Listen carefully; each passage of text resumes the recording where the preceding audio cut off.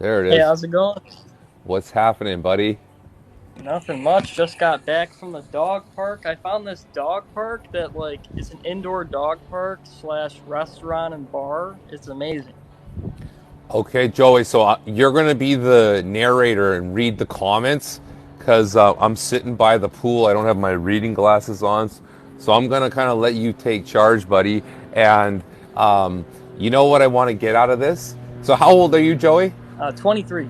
Okay, so I'm 43. We're exactly 20 years apart, but we're playing the same game. Like we're out, Yeah. the money's not in here, it's out there, right? So we're out there trying to figure it out.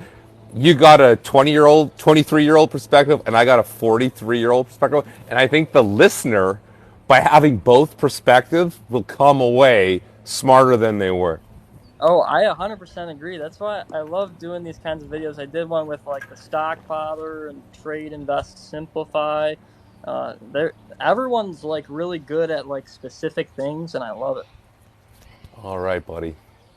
The first question I wanted to ask you, realistically, a lot of people have asked me this over and over again. If you're 18 and younger, with like what's going on in the world, what would you do to like put yourself in a situation where you're doing better in life? Because I feel like a lot of 17 and 18-year-olds see everything like kind of going on in the world, and they're kind of scared to like even dip their toe in, and they feel like it's not even worth their time. Like what advice would you give to them to like kind of push them in the right direction? So an 18-year-old and the direction I'm pushing them in, is this their personal, their financial, like what Just like part of them? financial, just The like financial. financial? Yeah, like how to start Well, like building. I'm going to tell you this, all right? And this is some tough love. At 18 to 17 years old, you're pretty much worthless, right? So what was I doing at 18 and 17-year old? Doing the jobs nobody else wanted to do, and I just did those jobs. And this is more personal than financial. I just did those jobs to gain a reputation, right? So I wanted a personal reputation. And so, like, all right, I got no problem selling hot dogs or whatever the shit job is. I did it. Whatever that job is, I'll do the job, and Yeah, you'll pay me on your terms, and I'll do everything I'm saying I'm going to do, and as long as you do everything you keep paying me, I'll keep doing it. But that's not really what I was doing it for.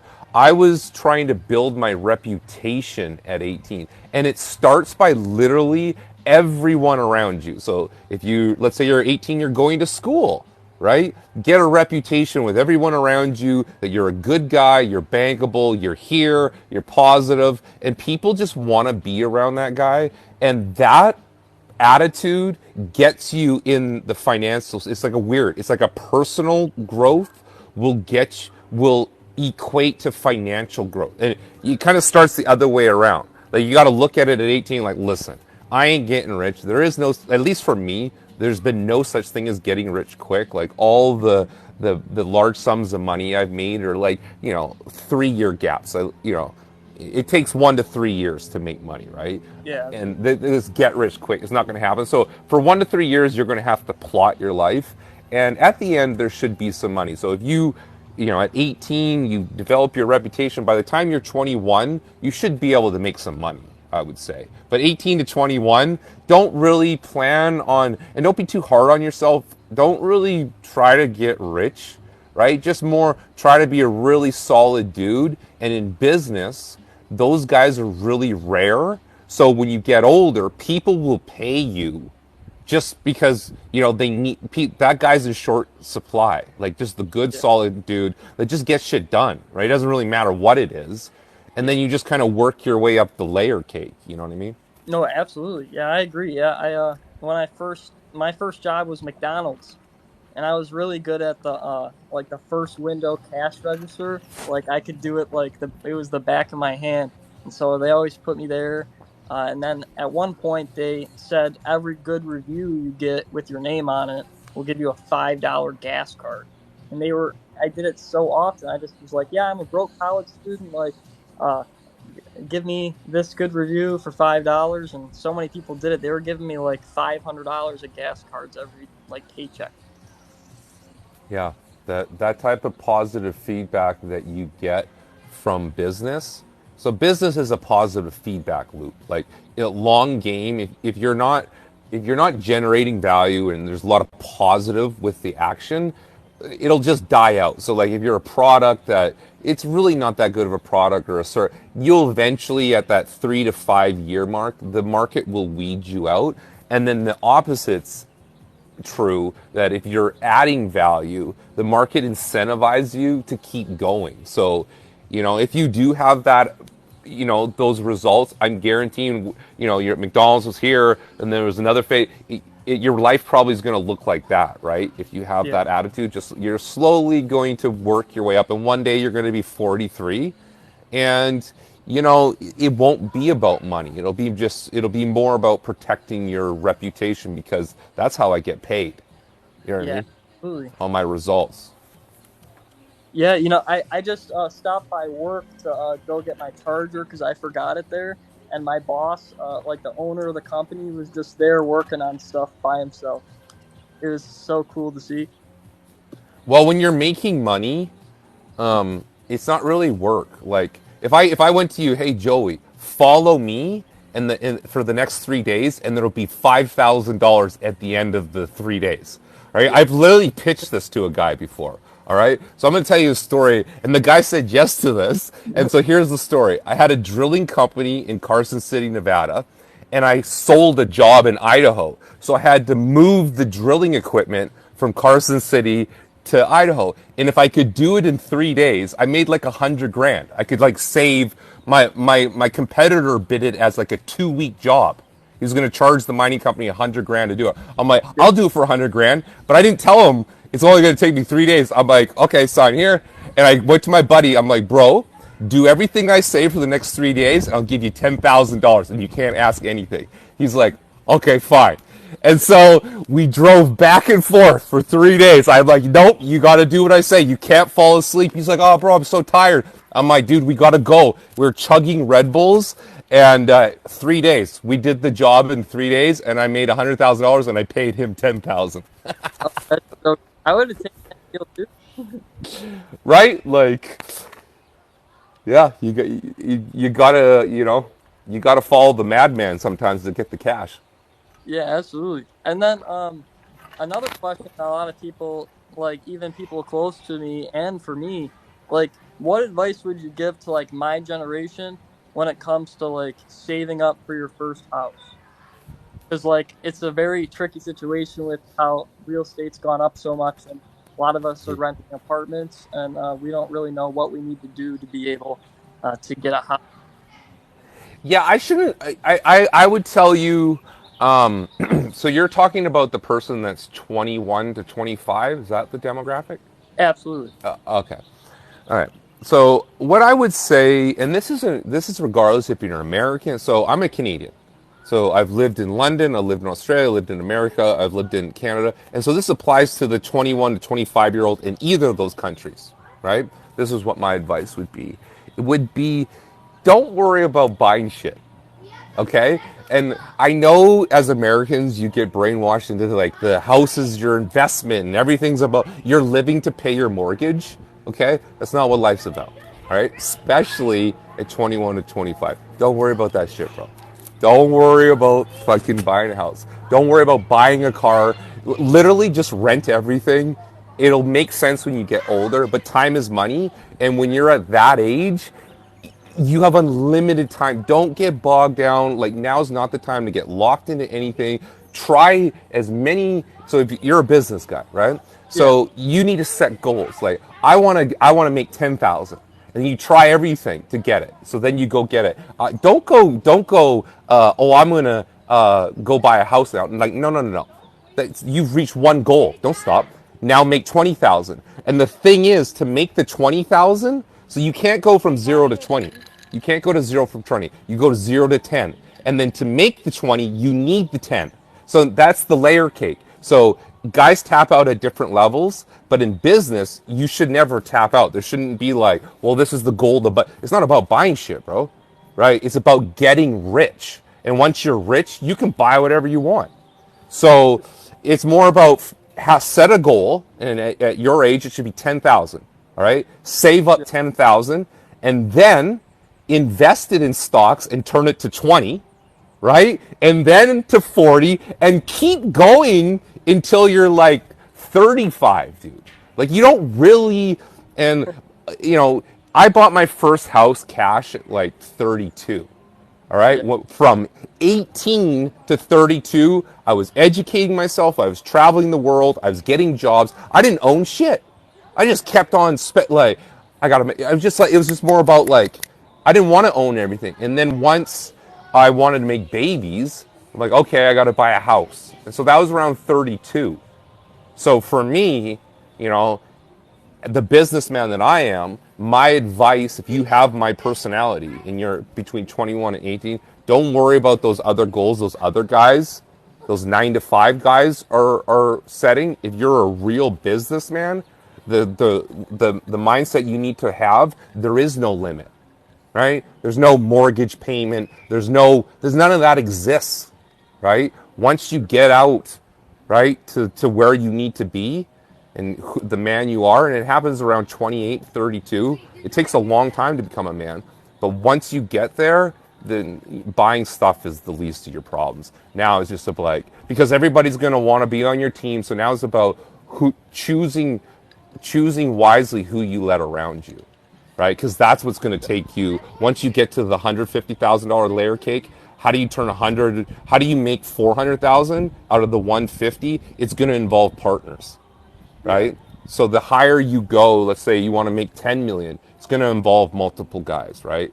And so you need to build, once you get, you're not there yet. Right now you're just working on yourself, but once you make your first million, then it's about alliances. And that's when you learn, you go from a killer to slaughter. So once you start building that team, you're able to slaughter. So like, on my own, I can make about 400,000 a year. With a business partner, we do about 8 million. Yeah. Okay, and I 100%. Some people say, well, it's because of you've got the talent. No, I can admit where my talent ends, and so to get to that next level, you need multiple talents. And for me, I just don't possess them. So I got to line. I definitely have a talent. But to get where I want, if I want to make 100 million, I got to make alliances with guys with other talents. You know what I mean? Oh, absolutely, I agree. That's why I kind of like interviewing almost like everyone I can, because all the good people on TikTok need to stick together, and all the bad ones will eventually stop making videos. Made you a drink. Yeah, I don't want to drink that. My daughter's Why? making me a drink. I didn't. It looks nasty. Do it. All right, here, let's take a vote. Okay, hold on. You guys should My drink daughter it. wants to be a business girl, so this is the drink she wants me to sample. What's in the drink? Coke Coke, and water. Coke and water. With That looks ice. nasty. No, it's good. I All right, tried well, it. let's I ask Joey. tried it. Joey, would you buy that? No, I don't even think Joey would buy it. Joey, would you drink it if I paid you? You couldn't even pay someone to drink that. Yeah, well, just because it's Coke. It's so good. And Yes, water? it's so good. That's nasty. No, All right. drink it. All right, out of here. You better. I'm better talking vote. with Joey. By the way, it's horrible. Here, We add No, salt. I know, it's flour. horrible. Oh, salt water would definitely make that. That would for sure. And then, so I saw you got like a little bit of into cryptocurrency. What's your favorite? Hey, guys, get out of here. Hold on. Go over there. Sorry. No big. We had football today, so now we're hanging by the pool. So with cryptocurrency, what was your question? Like, what's your favorite crypto? Joey, I'm gonna sound really dumb to people, so don't laugh at me. But I'm gonna explain to you. What's my biggest? Let's go top-down approach. Yeah. What's my biggest investment into crypto? Yeah. It was $50,000 into XRP. That's probably, I don't even know what it is. It's like worth $5,000. I don't even know. But why do I own that? Okay, so when I showed up to California, this is where this is from. I had nothing, right? I didn't know anybody. I started from the bottom. I lived in this ghetto ass apartment building, right? And I saw this guy every day. And then I got my life together. I started a business, AKC, there's a plug. And I made a couple mil, bought a house, and I moved out. And then I went to Starbucks with my daughter on Sunday morning, and this guy pulls up in a light white Lamborghini. And I was like I'm the big dog in this town. And then it's like, who the fuck's this guy? And it pulls out is my buddy that lived in the building with me, this broke ass guy. I'm like, how the fuck did you get a Lambo, bro? He's like, XRP, bro. I made 3 mil, I bought a house cash, and I bought this Lambo. I'm like, what the fuck is XRP? And he's like, crypto, baby. And I'm like, I went out and I had to get like a special app because Coinbase wouldn't trade it. But yeah, I bought 50 grand worth of it. And, not very logical investment, probably not the smartest, but there's a lesson in it is if you want to be dumb, you better be tough. Yeah. No, right about, the funny thing is, my first investment in cryptocurrency, I was investing a little bit of Bitcoin, and I put a bunch of money into XRP at the beginning of 2020 when it dropped down to like 8, 10, and I sold it at $1 and I bought my GLI. Because when I was selling new Volkswagens, it was the car like right in front of me on the showroom floor, and so I was just like, my car's broken now, so I need a new one. I'm gonna get that one. Wow. So that XRP was huge. Like a lot of my family, like they're like pretty wealthy, and I told them about cryptocurrency so long ago, and they told me it was the biggest scam, and now they're wondering when they should get into Bitcoin. Well, okay. So you asked me a crypto question. Now I want to ask you. Oh yeah, What is your take on XRP and Bitcoin? Because those are the two, and you throw in Doge in there because, like, hypothetically, if somebody gets into Bitcoin right now, they're trying to do the reason you're investing in it is there's no dividend is because you want the price to go up, right? yeah, So if you look at a chart, who's dropped the most with credibility? It seems like Doge. Like, I know it's a shit yep. coin, but there's brand credibility. Everyone in the world knows that brand, and it's trading at 5 cents. So the question is, could Doge go to 50 sooner than Bitcoin can go to 100 or XRP go to? Do you know what I'm getting at? Like, what's your No, top-down approach in yeah. crypto? I think that could happen. Dogecoin was one of the few like making through the bear market that started in 2017. There was just a lot. The thing that I see like today now that I saw before is there's a bunch of never heard of that are starting to get like big, and then just during the bear market, it usually lasts 4 years. They completely disappear. So like I think the emu is probably a good situation. Like example of one that might go to zero, but I think Dogecoin probably has the best chance out of any of the meme coins. And when Bitcoin goes up, most of the market will go up higher than Bitcoin. I kind of see it as like the S&P 500 of cryptocurrency. So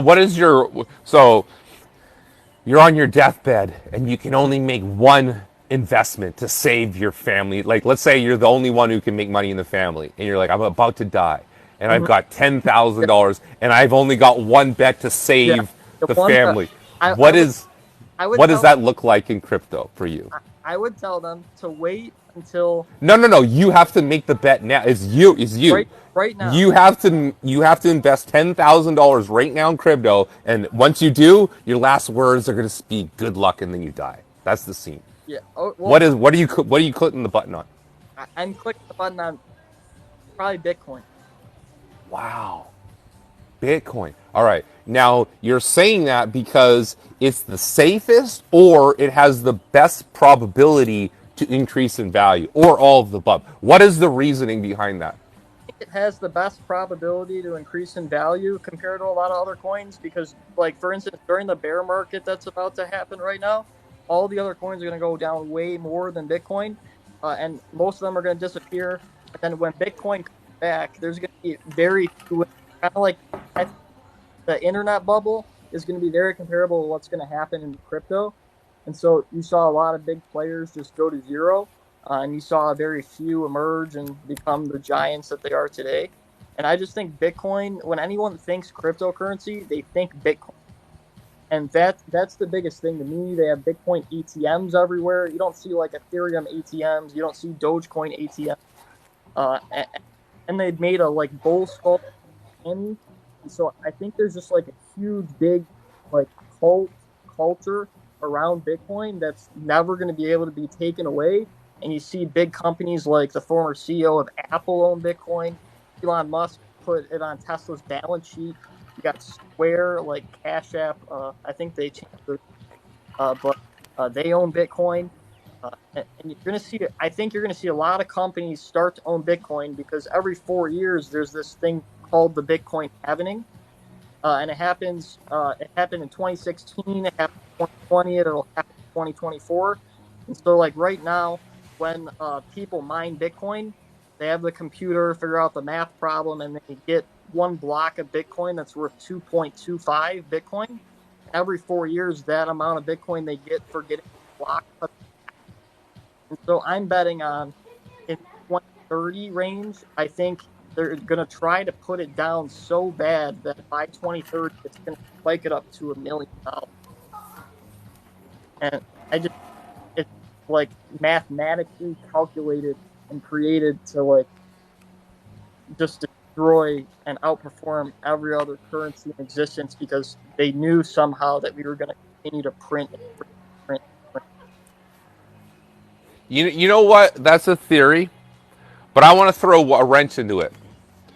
What if in this future society, everyone is depressed, everyone is broke, Mm-hmm. everyone feels hopeless, and the ruling class use the leverage, have bought up all the homes, driven up all the. So what if you have a society that number one has lost the reality of home ownership? So let's say you're an 18-year-old boy right now.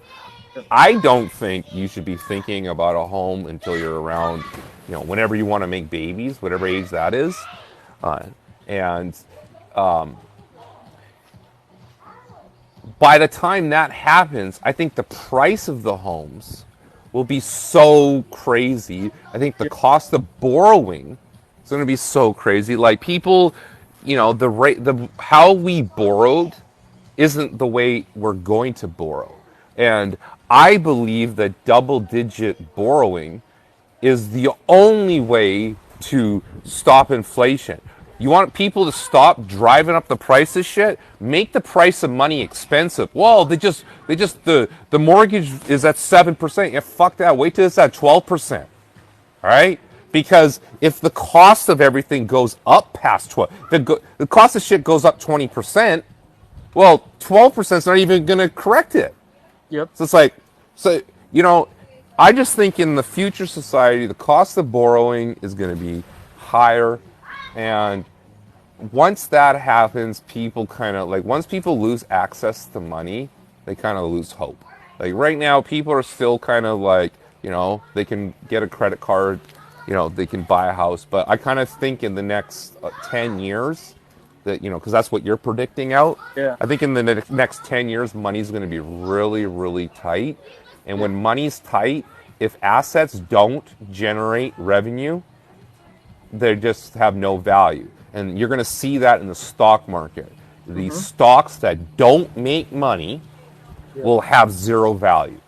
Absolutely. And that's going to set a precedent in the market, and it's going to have a trickle down effect in the economy, and then that will be the culture over the next 10 years. Yep. That will be, and I think Bitcoin in that culture has the ability to go below 10,000.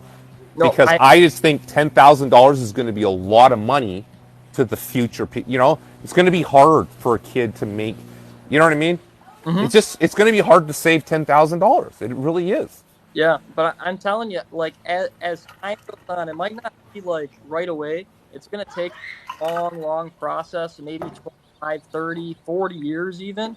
As Bitcoin slowly disperses out into the world and more people get Bitcoin, hold on to it, more Bitcoin than mined, and it just goes all over the world. Oh, we lost them. It's okay.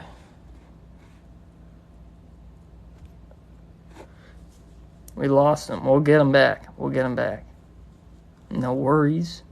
We're good. But yeah, Ethereum's good too. I love Ethereum. We're gonna invite him back. He probably just lost connection or something. Not a huge deal. Good interview so far. What do you guys think? Do you guys have any questions that you want me to ask him while we get this little intermission here? I'd love to hear what you want me to ask him. He's a very intelligent dude, has a lot of money, very successful, and that's the kind of stuff we'd like to talk about here. So we can, even though some of us might be doing really good or not so good recently, to learn from someone that's done it before, it's a huge thing to take away from. Absolutely. But yeah, if you guys have any questions you want me to ask him while we're in this little intermission, I can write them down, put them right here in my computer, and we'll get rolling on them. But let's see here. Yeah, we'll just wait for a little bit. No biggie. Maybe his phone died. That's happened to me before. It's the worst. But yeah, what I've been doing right now is just putting money into solid stocks in my Roth IRA, a certain amount every single week, every single paycheck.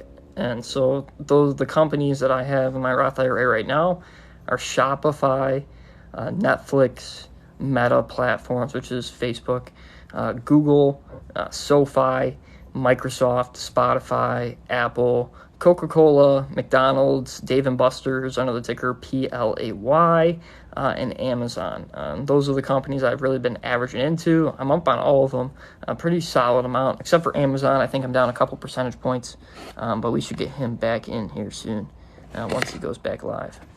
But either way, if you can't, we still had a great interview, I think. But what do you guys think?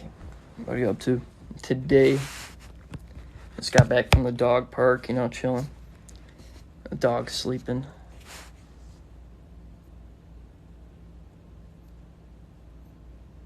Hey guys, what's going on? We're doing the live stream thingamabobber. But he went offline somehow, but he'll come back. I have faith. But yeah, I really like Dave & Buster's here. PLAY. Just because they're like the number one when it comes to like the restaurant, bar, entertainment type like industry. They have a little higher price to earnings ratio than a lot of other companies in their industry. I think they're ranked like 23 out of 55. Dave & Buster's is.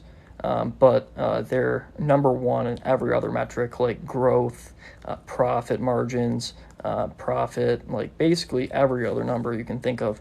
They're number one in their industry, and I think that's going to be a huge factor in them growing. I actually grew up in the like neighborhood of the first ever Dave & Buster's, and they've expanded a lot, and they're not going to stop.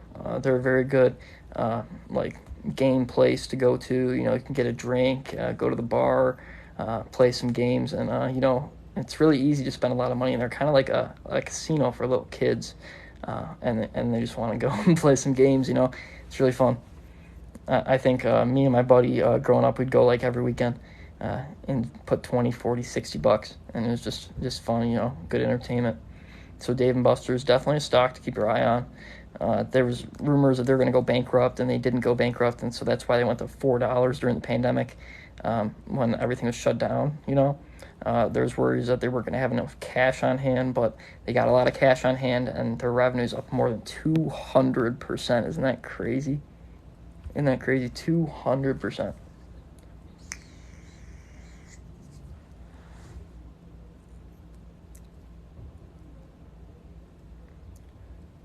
But yeah, you guys have any questions? Let me know. Like, I'm not a genius or anything. I'm still learning. Only a 23-year-old, going through life, trying to do the best I can,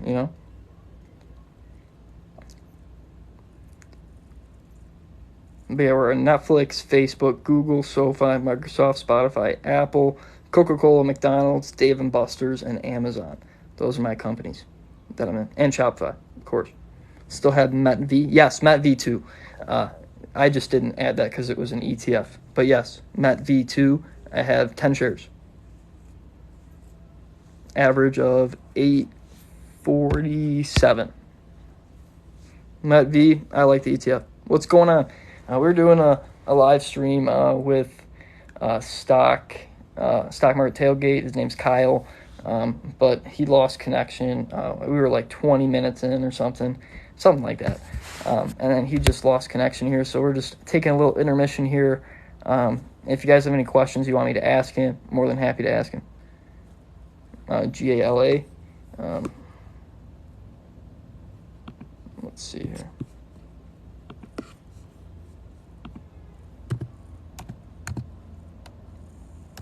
What's your best stock to buy now?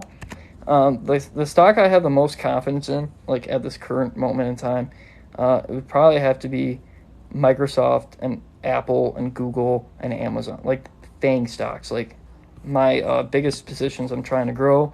We got Netflix, Meta Platforms, which is Facebook, Google, Microsoft, Apple. I'm really trying to get more Amazon too. I have like 1.76 shares. Really trying to start getting into Dave & Buster's, PLAY, Coca-Cola, and some of these companies that have been really hit hard that make billions of dollars or millions of dollars. They're going to be huge assets over the long term, and I definitely want to buy them while they're going down. What do you forecast going on? I think the market could go down a very considerable amount, right? It could. You have to be prepared for that, but while the market's going down, you want to slowly buy in the same amount every single week or every single month or every single quarter, and you just want to keep doing the same thing over and over again, no matter what the prices are. And so if the market does decide to drop, you're going to get those deep discounts on the stocks that you really like and believe in for the long term, and that's really going to pay off for you. While everyone's panic selling and trying to get out of the market and time it correctly, you're just going to keep slowly buying the same amount every single week, every single month, or every single quarter. And I guarantee you the ups and downs in the market are not even going to phase you over the long term. Like basically what we're going to see right now happening out in the next 5 years, I think, it's really going to humble you. And you're going to see a lot of stocks going down. You're going to get discouraged. But you just got to remind yourself that Google makes billions of dollars a year. Amazon makes billions upon trillions of dollars a year. Apple's making trillions of dollars a year, billions of dollars a day, right? And so those are the companies that you want to hold on to, regardless if they're going down, regardless if the sentiment is bad. These are the times that you want to slowly dip your toes in and build positions for the companies very slowly, might you add. Like I have 0.28 shares of Netflix. I have 0.4 shares of Meta, and I'm going to keep buying as they go down. Microsoft, Apple, and these are the companies that you're going to want to have over the long term because they're going to completely dominate the world over the next 25, 30 years, and I easily see all of them being more than a $1,000 stock by the time my kids become my age, and I really like it. Oh, it could get very bad. Things can get bad very quickly, don't get me wrong, but things can also turn good really quickly. And so you have to know that you're not going to be able to know what the exact bottom is. You're going to have to slowly get into your positions instead of trying to time it. Because if you try to time it, you'll get beat out every single time, and you'll be like using your emotions to do the opposite of what's actually going to make you money. You know what I mean?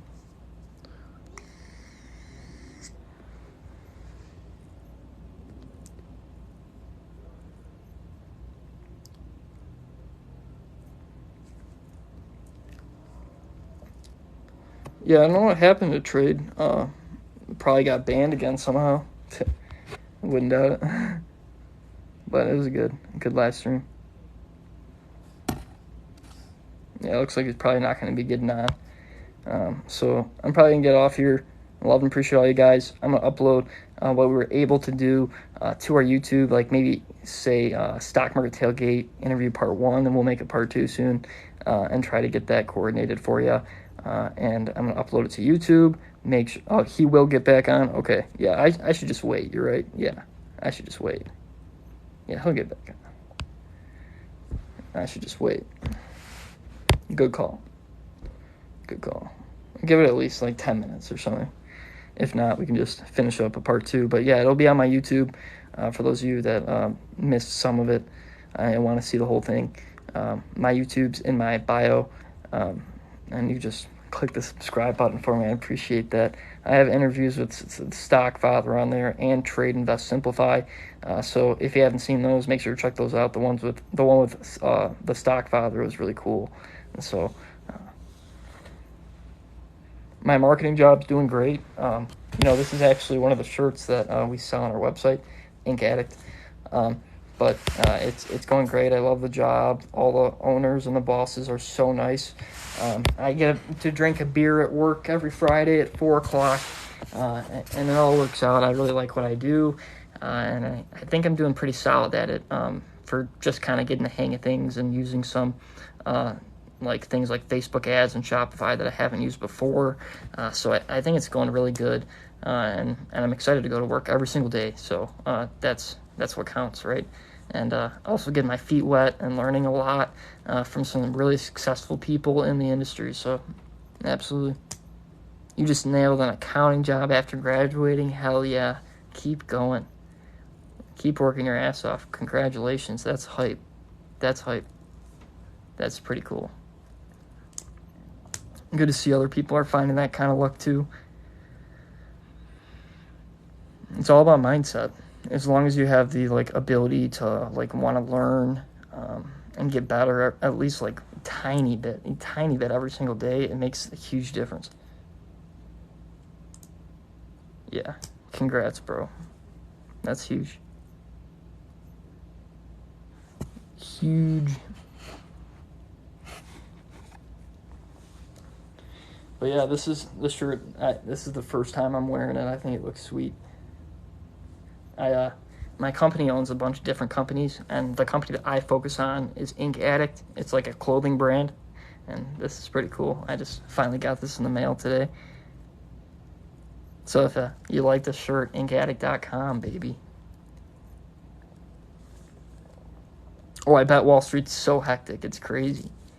Yeah, that's the dream. One day, I don't know. I might be too moral to work in Wall Street, stocks and stuff. I don't know. My stock list. Here's a stock list that I have in my Roth IRA. We got Netflix. We have Facebook, which is Meta Platforms. Google, SoFi, Microsoft, Spotify, Apple, Coca-Cola, McDonald's, Dave & Buster's under the ticker PLAY, and Amazon. Those are some of the companies I've been really trying to get into. My Roth IRA is not worth a bunch right now, don't get me wrong, but we're slowly building, and that's how you start. So yeah, I think we're going to give them about 8 more minutes, and if not, we're probably going to get off and just make a part 2 later. Something might have happened. He's hanging out with his kids, at the pool after practice. You can't blame him. He's got a good life. Time's very valuable. So I was really happy to be able to talk to him just a little bit. We talk all the time through messages and stuff, and we'll definitely do this again. If he doesn't come back on, some technical issue might have happened. You never know. Cat, C-A-T. Caterpillar. Sitting at 185, looking good with an all-time high at 250. Ooh, that looks nice. Might drop a tiny bit more, but over the long term, that looks nice. I might add that to the list. Does it have dividends? CAT? Let me know.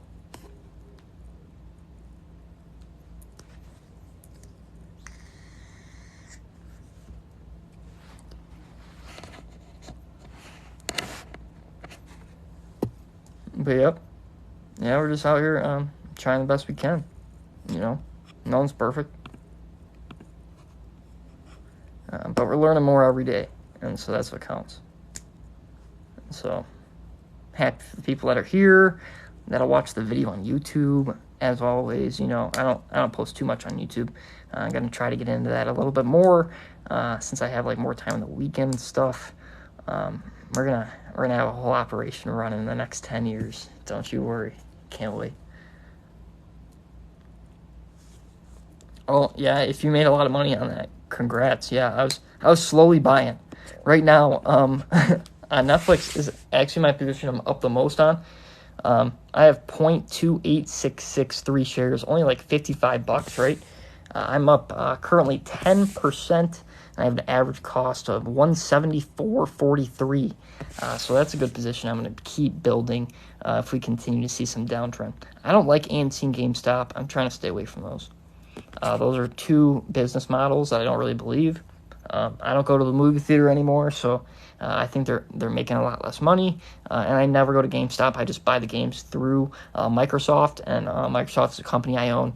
GameStop is a company I wouldn't want to own. I kind of see them as like the Blockbuster of video games. I think they'll miss earnings and continue to miss earnings. Absolutely. I think the same thing. But yeah, we're going to give him 5 more minutes. If he doesn't get on, we'll just call it a day and get on after. But yeah, phone could have died. The 5K challenge did not do well. Not doing very good. When the market went down, just didn't pan out well, took some risks. So, time to move on, not a huge deal. I learned a lot in that 5K, doing bad in that challenge,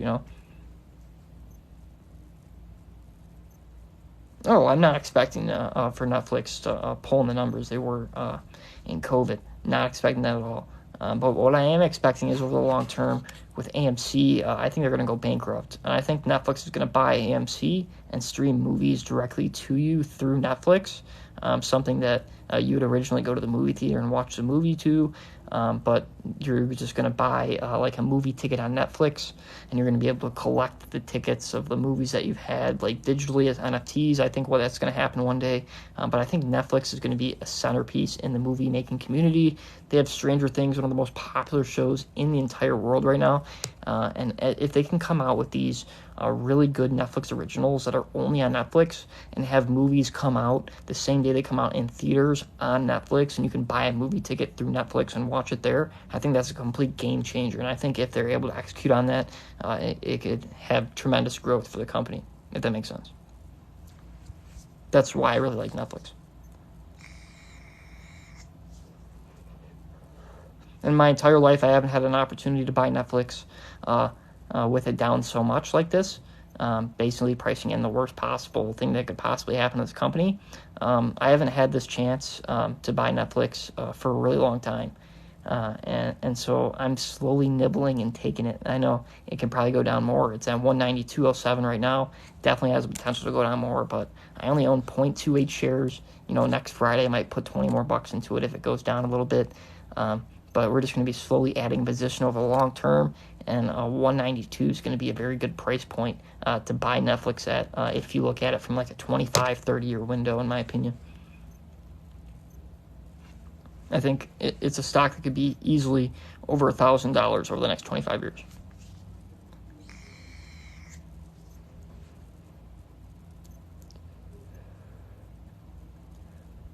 I really do. But guys, we got 3 more minutes. We're going to wait for him. 3 more minutes. He might get back on. But if not, I'm just going to cut it off, and we'll have a YouTube video on this later. Yeah, I'm ready for the Google split too. I love Google. I currently own about $97 of stock. That's 0.04097 shares. And on my Google position, my average is $2,268.46. And I'm currently up 4.78% on that position. Last week was a pretty good week for me. I'm really excited for the Google split, and I'm really excited for the Shopify split. I use Shopify for my work. It's very essential to what we do and what I do for my job every single day. The analytics they provide are unmatched compared to a lot of other platforms and websites to build upon. So I think for online businesses, Shopify is like almost a need, and I think Shopify is going to continue to do well over the long term. $1,700 that it was before, way overvalued, obviously. But they were just trying to price in the extreme growth they expect to happen in this company in the next 10 years. I have done calls and puts, and I've either done really good on them or lost every single penny of the option, never in between. I'm not very experienced in trading in options. I've just done a few options contracts, not very good at options contracts. Sometimes I feel like a genius, but other times I feel like an idiot, if that makes any sense. But I don't do it very often. But yeah, guys, it looks like he's KO'd for the day. It's not looking like he's going to get back on. So I'm going to cut this short. We did part 1 today, and we're going to do part 2 of the interview sometime soon. We'll see what happened. He'd probably just hang out with his kids, it was after practice. But either way, we're thankful to have some of his time. Thank you for watching. This is going to be uploaded to YouTube, so make sure to check that out. And we will talk to you soon with this part 2. Thank you for watching. Love and appreciate all you guys. And I'll talk to you guys soon.